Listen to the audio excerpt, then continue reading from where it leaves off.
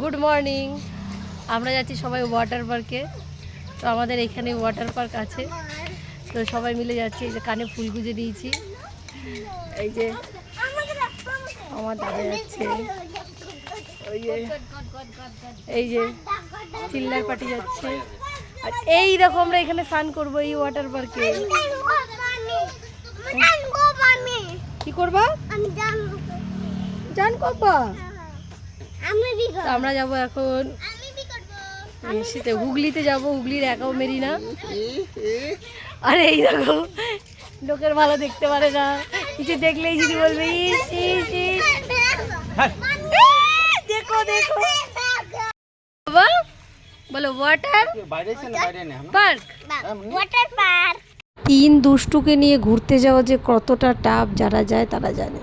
এই একটা জিনিস যে খুব বাজে, মানে গাড়িতে একটু শান্তি মতন বসে যেতে পারবে না এই সিএনজি কপালের জন্য। ওদি বমি করলা না?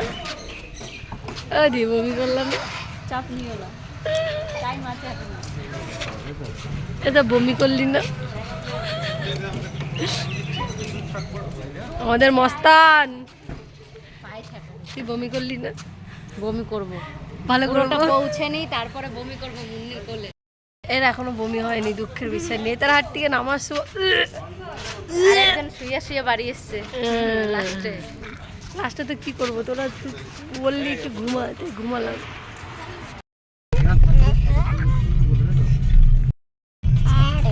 একাও মেরিনে ঢুকেই আমার দাদা জল দেখে একদম ধুপ করে লাফ মেরেছে। মানে কোনো কিছু, শুধু মোবাইলটা বৌদিকে দিয়ে দিল। আর দেখো নেবেই আমার দাদার ছেলে মেয়ে ওরা আগে থেকেই নেবে, স্নান করা শুরু করে দিয়েছে। আমাকে সর্বপ্রথম কী করতে হবে, আমার ছেলেকে খাওয়াতে হবে, তারপরে আমাকে জলে নামতে হবে। আগে ওকে খাইয়ে দাইয়ে তারপরে জলে নেমেছি।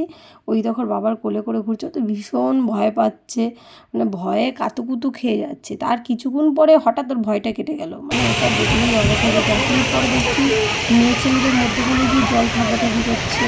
কথা বলছি, কিন্তু আমি আমার দাদাদের সাথে নাচাকেটা করছি, অনেকে দেখে অনেক উল্টোপাল্টা ভাবতে পারে। দেখো তোমাদের ভাবাতে আমার কোনো কিছু যায় আসে না। সর্বপ্রথম আমার চার দাদা, আমার বাবা মা, আমার বাড়ির লোক, আমার বর, এদের কোনো কিছু যখন মনে হয় না, তো বাইরের লোক কে কী ভাবলো না ভাবলো তাতে আমার কিছু ঘন্টাও ফারাক পড়ে না। এরকম কিছু কিছু কুটনি আছে, যে কুটনা আছে দুজনাই। তো কিছু কিছু মানুষ আছে আমাকে দেখলেই খুব জ্বলে তেলে বেগুনে জ্বলে যায়, তাতে আমার কোনো কিছু যায় আসে না। তো আনন্দ করব ভবিষ্যতে, যতদিন বেঁচে থাকবো ততদিন আনন্দ ফুর্তি নিয়েই বেঁচে থাকবো। আর এই যে মানে স্লিপ মারার জায়গাটা, ওই যে হলুদ কালারের, ওখান থেকে যে সবাই স্লিপ খাচ্ছে, বাবা আমি তো ভয়েই মরে যাচ্ছি। আমি তো একবার দুবার খেয়ে আর আমি বলছি আমি আর যাবো না। আর আমার বর তো ওপর থেকে ধপাস ধপাস করে খেয়েই যাচ্ছে, ওর নাকি সেই মজা লাগছে, আর কোনো জায়গায় যাবে না। আর এখানে আমার দাদা প্রথমেই খেয়ে তো ওর এত ভয় লেগেছে, তারপরে আমার দাদা বৌদি দুজনেই গেছে একসাথে খেতে। তারপরে আমার সেজে বৌদিও গেছিলো।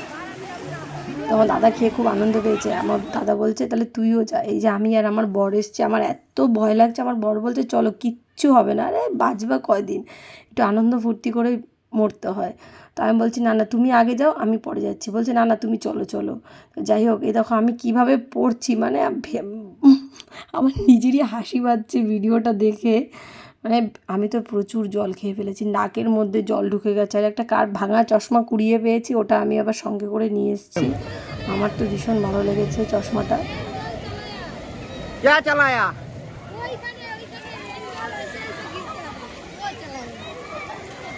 तुम्हारा फोन अच्छा है इसलिए ऐसा करते हो। मैं फोन आना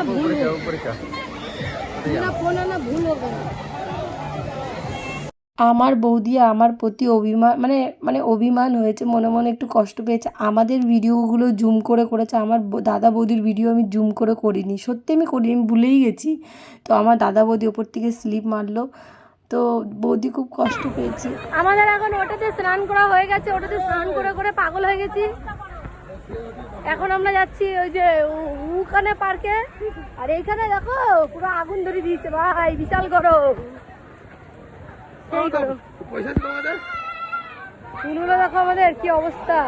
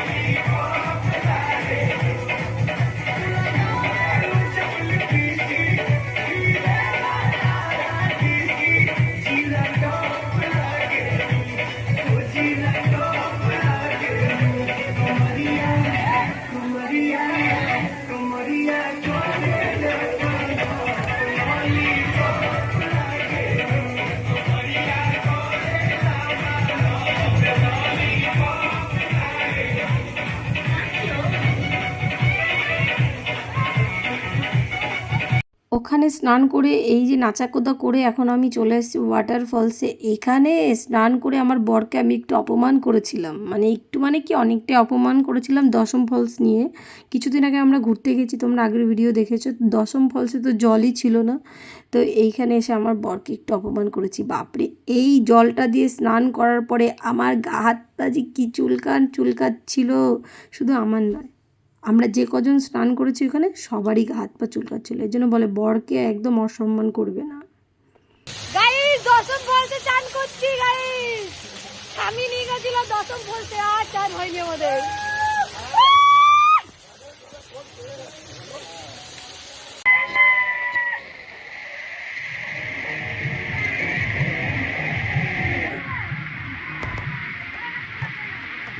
আনন্দ করতে বস ভালোবাসি, মানে ভীষণ ভালোবাসি।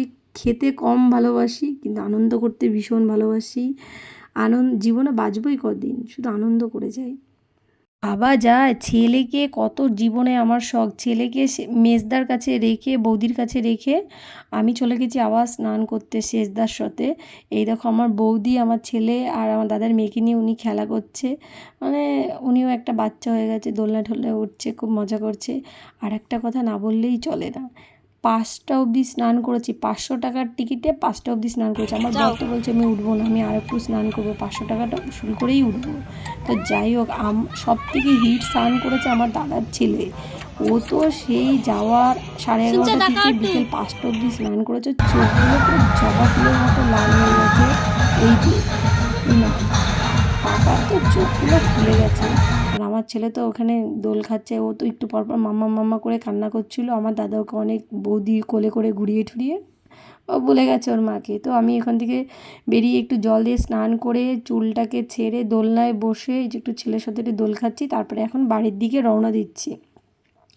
আর যেতে যেতে দেখো কত বস্তা আমার হাতে রয়েছে, এই যে জামা কাপড়, সব ভেজা জামা কাপড়গুলো সব আমার কাছে আর আমার ছেলের বৌদিদের কাছে। মানে আমার তো কোথাও ঘুরতে গেলে আমার ছেলেকে নিতেই হয় না, মানে আমার দাদা বৌদি এরাই নিয়ে নেয়। আর আমার ননদদের সাথে ঘুরতে গেলে এরাই আমার ছেলেকে কোলে করে নিয়ে ঘুরে বেড়ায়। তো এটা কোনো ব্যাপার না। আর আগের অ্যাকাউন্ট না কেমন ছিল, আর এখন দেখো এই পাশ ও পাশ সব দিকে দোকান হয়ে গেছে। আর আমি গাড়িতে উঠে এতটাই অসুস্থ লাগছে, গিয়ে শুয়ে পড়েছি দাদার কোলে মাথা দিয়ে। দাদা আবার মাথায় হাত হাত বুলিয়ে দিয়েছে। জীবনে অনেক পূর্ণ করেছি, নাহলে আমার দাদারা আমাকে এত কেন ভালোবাসবে আর আমিও দাদাদের এত কেন ভালোবাসবো।